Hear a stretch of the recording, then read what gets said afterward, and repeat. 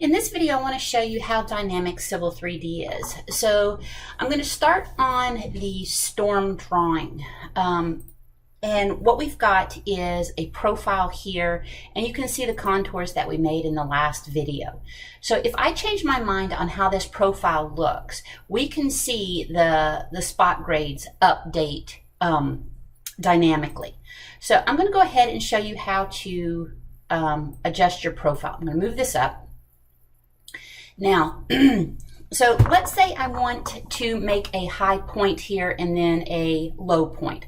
So we have we're going to come down and then we're going to make a low point about here and then bring it back up and then bring it back down, trying to use natural ground so we don't have a lot of cut and fill. All right, so the first thing I'm going to do is I'm going to click on the blue line. Okay, so that is our existing or our proposed profile, Road A. So you click on the line, you're going to right click, and then you're going to go Edit Profile Geometry. When I do that, you get this toolbar up here. So I'm going to click on this one here that allows me to insert a PVI. So I'm going to click on that, and I am going to insert it at station 1150. Okay, so I'm just going to use my snaps. I'm going to shift right click and I'm going to do apparent intersection here. Then I'm going to hit enter. Okay, so with that, what it allows me to do is now I can grip edit these and move them around. For example, let me move this out of the way. 1150 is up here and we don't have any spot grades. So let me go ahead and add one more PVI in. I'm going to add a PVI at 1275-ish. So I'm going to click on the button again, insert PVI, and I'm going to right click and I'm going to insert at apparent intersection here and then hit enter. Now, so you can see that says 8203. If I grip this and I bring it up like this, and I escape, it doesn't change yet, but if you come over here to your corridor, you can see that you now have this symbol that means that it's out of date. It needs to be rebuilt. So I'm going to click on it and then right click and then rebuild. Now watch, it changes to 8543, and your contours you can see are updated with this. All right, now we can't have your algebraic difference of your line, your tangent coming in and your tangent coming out greater than 1. Okay, there's a whole rule on the FDOT or the Florida Green Book. I'll show you that later, not right now. Usually when you have your algebraic differences greater than 1, you're going to need a vertical curve, and vertical curves are required for comfort of ride, and so your tires stay on the ground when you're traveling at greater speeds. All right, typically our vertical curve length, the minimum, is usually 3 times the speed. So let's say the speed limit in here is 25 miles per hour. I multiply that by 3. It's going to be 75 is a vertical curve length. We have 150 here. So I'm going to shorten that one up. I'm going to put 150 here and 150 here. So to add a vertical curve, I'm going to come over here to my toolbar. I'm going to pull this curve down and I am going to use a parabola for my vertical curve. Typically parabolas are used. Sometimes a parabola won't work mathematically and we have to use a circular. So I'm going to start with the use of the parabola. I'm going to click on this and then I'm going to click on this and then it's going to ask me the length of curve and I'm going to type in 75. I'm going to hit enter and the little plus symbol tells me the exact high point of the curve. Okay, I'm just going to pull this down. Now I can also do it again for click on the vertical curve, this point here.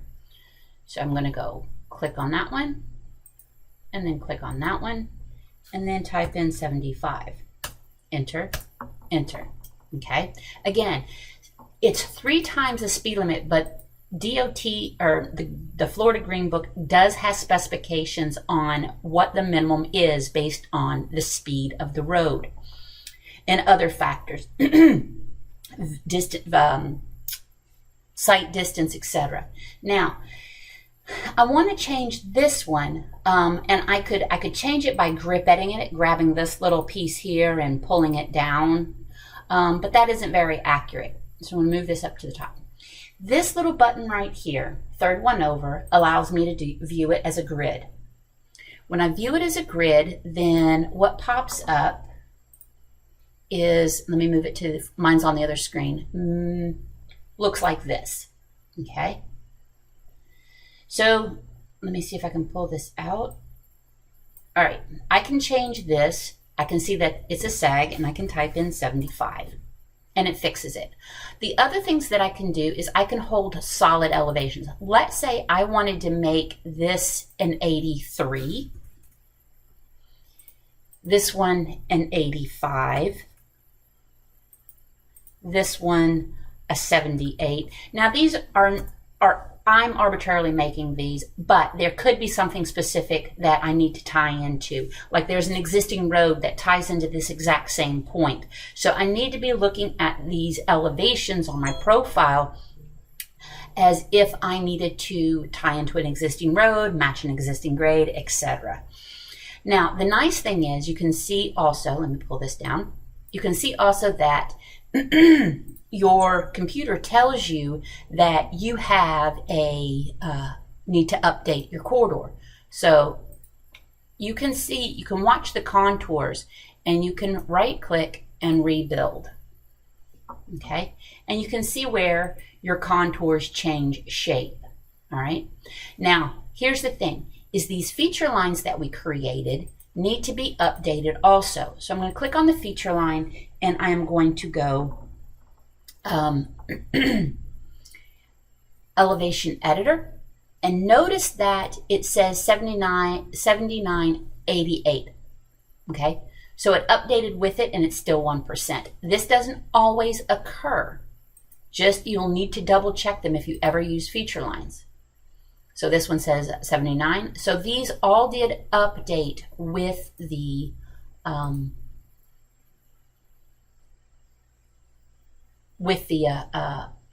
change in the profile. Okay.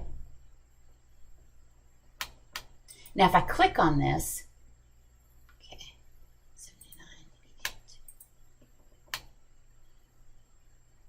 I'm going to do a P line because I want to double check to make sure that it's holding the correct information. Something seems a little off to me. Perpendicular. Here. The elevation here should be the same as the elevation here. I'm going to move this over.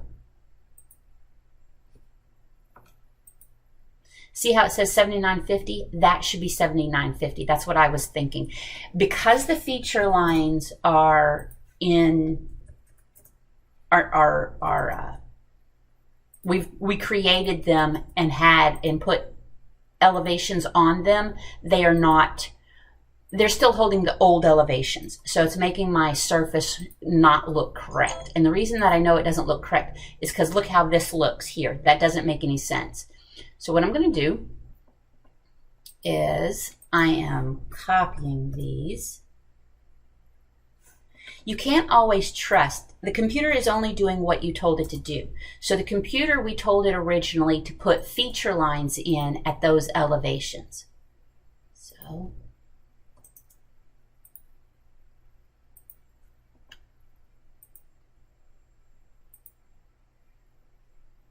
all right. So coming back to the top. So this one should have been 80.53, and then I'm going to take it 1% up. Okay, and then I'm going to take this one, click on the feature line, elevation editor. This one is 79.27, enter. And we're going to take it at 1% up. Remember, 1% is minimum. Click on this one, elevation editor, 79.50. Whoops, well, that's a bit much. 79.5. Notice that it automatically updates the surface as it moves along. Okay, and I'm going to take this one and I am going to elevation editor 80.13. 80.13.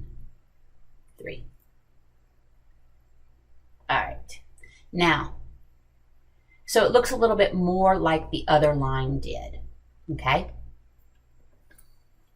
So that's what we're going to do. Next that I want to do is I want to look at where my high points are and low points are on the profile. Okay, so I'm going to close this out because I might need to adjust them. So for me to be able to see where the high and low points are on the profile, I added these annotations, remember? So the style that I added, so I've got high point here, low point over here. Okay, so here I have to add inlets to collect the water at this low point, and that's fine because I don't actually have any houses that I'm affecting. Well, I take that back. So this would be an open space. If I wanted, and I wanted my low point, let me just move this one because I used this before. Sometimes it's nice to have these kind of like in our drawing. So let's say I wanted to move the low point right here. I'm actually going to freeze off this so I'm not accidentally clicking on it. I'm going to freeze off this line right here. All right, so I want my low point at station 1163.01. Okay, so you can grip edit. You can also do the math, but I'm just going to grip edit and show you how this works because this isn't steadfast. So I'm going to come over here and I'm going to draw a polyline here. I'm going to turn my ortho on F8 and I'm going to type in 63.01 and then I'm going to pull it straight up as such. Okay, now I need to get this plus sign over here. So to do that, I have this grip edit button and you can see I've got my ortho on and I'm just pulling straight across. And there's where exactly my low point, and it moved exactly where I asked it to.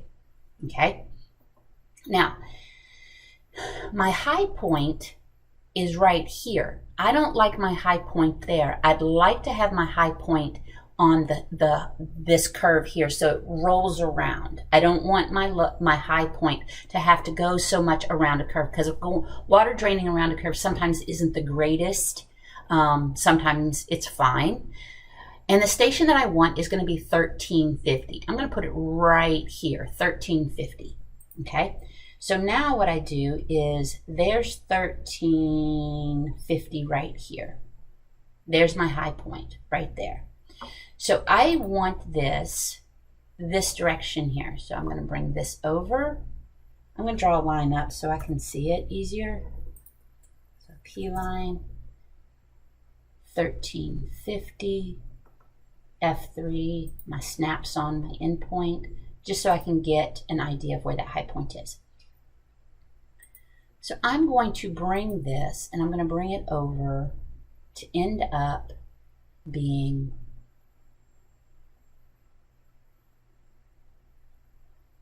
here. Okay, now that is a steep slope, so I'm going to end up putting this low point further over. So now my high point is here. Okay, I also like high points at intersections, so let's make the ultimate low point down here. Like let's put a low point at station, let me move this one.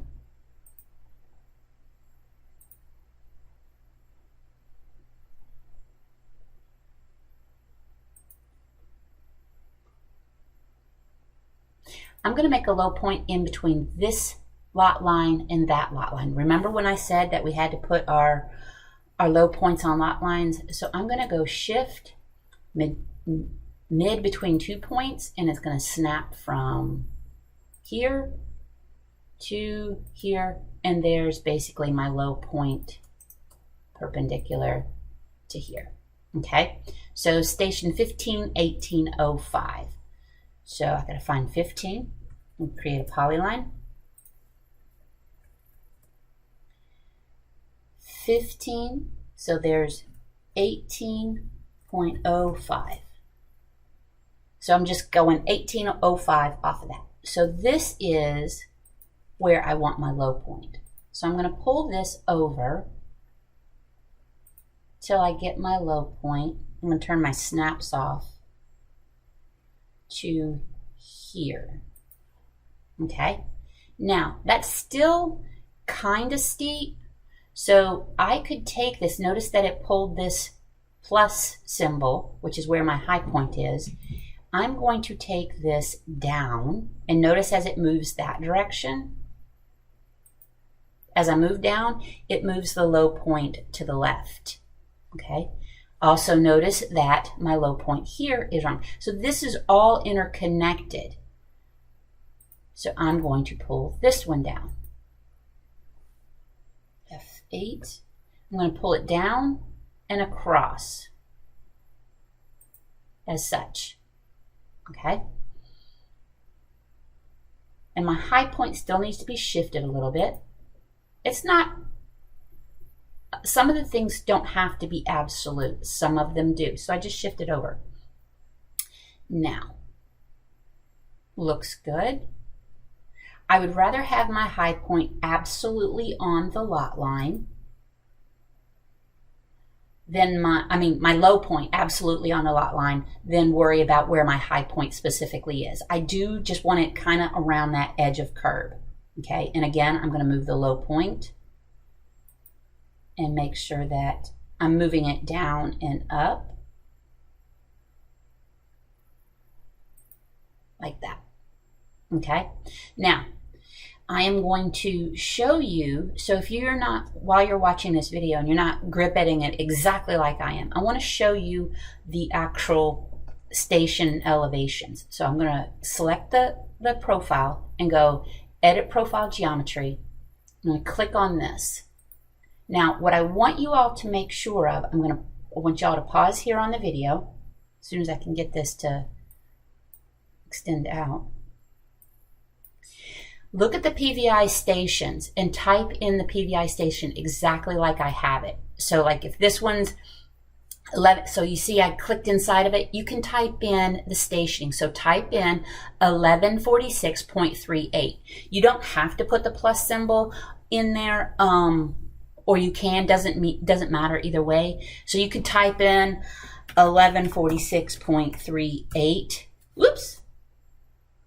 1146.38, and the computer will automatically put it in properly for you. Take a look at the elevations. Make sure you type those in. So like you could type in 84.322. I'm going to undo that, sorry. And do it one more time. So 84.322. Okay, so type those in. It'll automatically adjust this. So again, I'm going to pause here, pause the video, whatever you all need to do, pause and get this the same as mine. So to get there, remember it's this one. So if you accidentally escaped out of it and this isn't up anymore, you're going to click on your proposed, right click, Edit Profile Geometry, click this button, and type these two numbers in.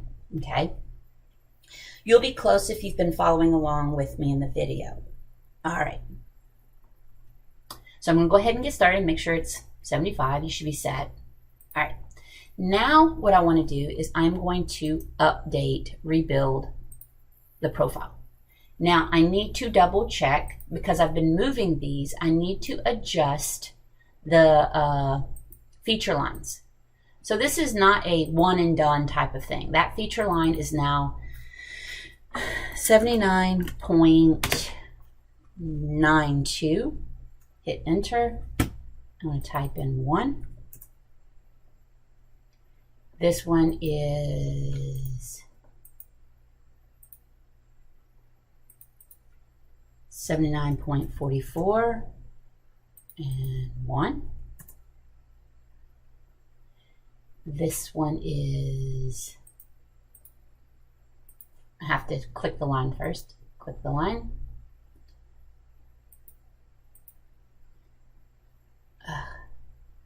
Escape, sorry about that. Click the line, elevation editor, and this one is 80.81. Wrong one, sorry. 80.81, and I'm going to make that one a 1%. And then this one is going to be escape, click on the line, elevation 80, editor. This one is 83.37 and enter. All right. Now, the other thing that you notice is that your contours might look a little funny. I'm going to show you one more thing. Ooh. Click on that. I'm going to turn on the triangles because I want to see if I click on the triangles, notice I can call what's called a swap edge, and I can swap the edges.